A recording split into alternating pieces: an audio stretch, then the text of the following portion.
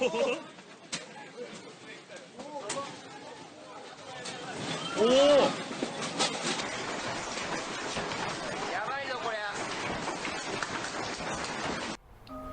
March 9, 2011, a series of earthquakes averaging magnitude 7 took place on the Pacific coast of northern Japan.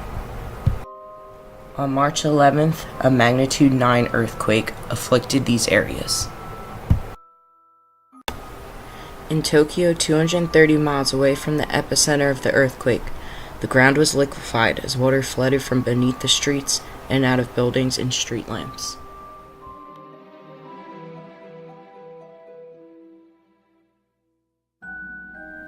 Off the coast and underneath the Earth's surface, the North American plate pushed the Pacific plate underneath the Okhotsk plate at the Japan Trench on the coastline. This caused thrust faulting in what is known as ocean-to-continent subduction.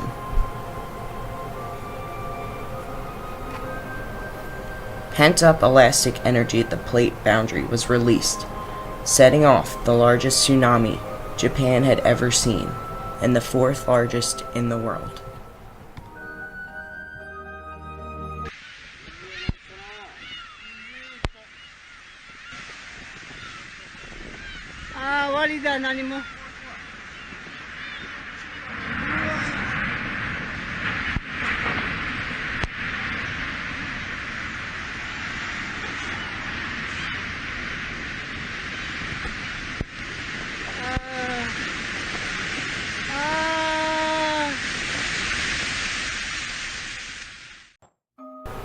The tsunami center was in Sendai, which is the largest city in the Tohoku region. In this area alone, waves reached heights of about 40 meters, which is 132 feet high. The tsunami affected and caused damage to various cities along the Pacific coastline. The tsunami then caused a level 7 nuclear meltdown at the Fukushima power plant. Not prepared for a mega tsunami, the cooling system failed and radioactive chemicals leaked into the environment. After the tsunami traveled across the Pacific Ocean to the United States, low levels of these chemicals were found all along the coastline. The elastic effect of the plate boundary sent waves crashing over the Pacific Ocean to the United States. Areas like Hawaii, California, Oregon, and Alaska were all affected by the Tohoku tsunami.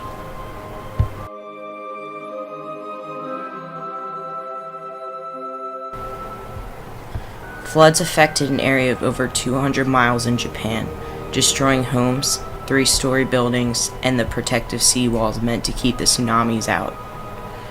Nearly 16,000 people lost their lives, and the 2,500 still unaccounted for are assumed dead. Even 1 year ago today, 150,000 of those evacuated were still without their homes, and 50,000 still residing in shelters.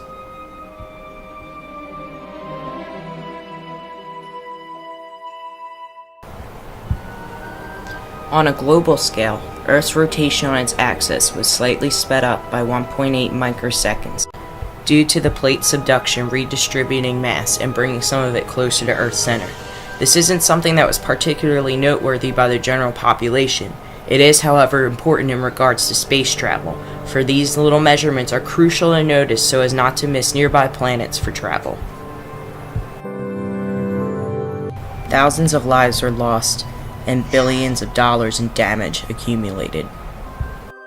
The warning systems in Japan at the time gave signals 20 to 30 minutes in advance and saved hundreds of thousands of lives. But this wasn't enough. Because of the series of earthquakes that took place days before the tsunami, distress calls were largely ignored. The United States lacked the tsunami warnings altogether. Observations of instrumental data and seismic data graphs, centuries old, implemented that subduction faults create the same size earthquakes and are rather predictable. This had to come to an end. Heavy research of past tsunamis from across time has become a bigger priority today. Millions of dollars have been invested in offshore monitoring with ocean bottom sensors and tidal gauges in Japan and in the US.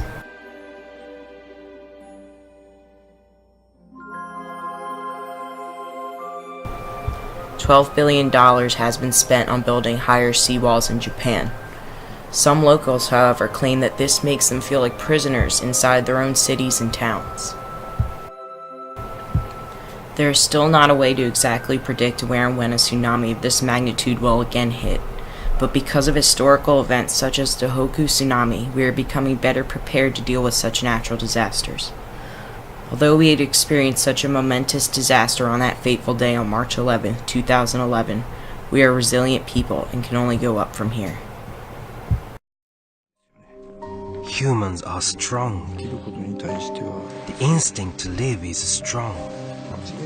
I think the city will undoubtedly recover. The shopping streets, the jobs people had, everyone is doing their best daily to ensure this happens. No one knows how long it will take, but I have no doubt that it will be an even better town than it was before.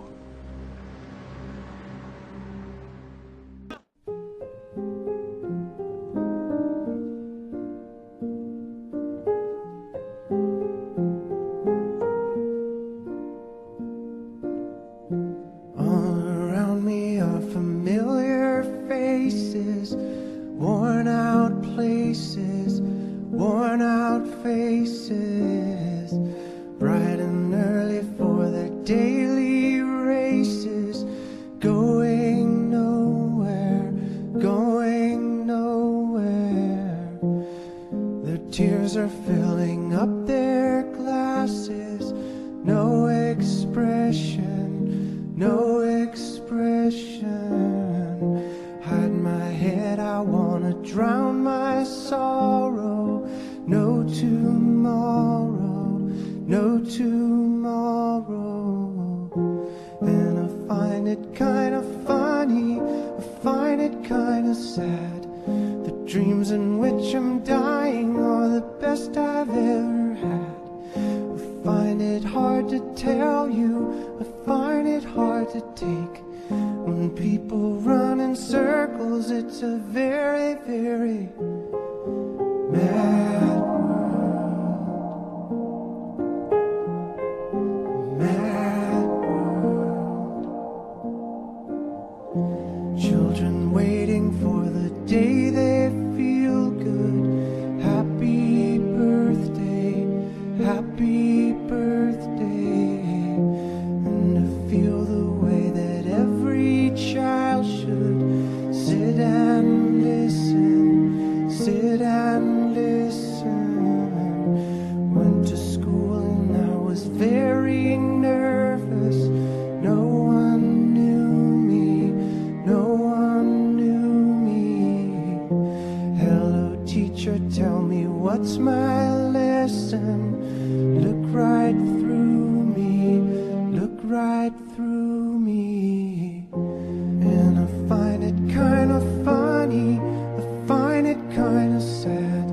The dreams in which I'm dying are the best I've ever had. I find it hard to tell you, I find it hard to take.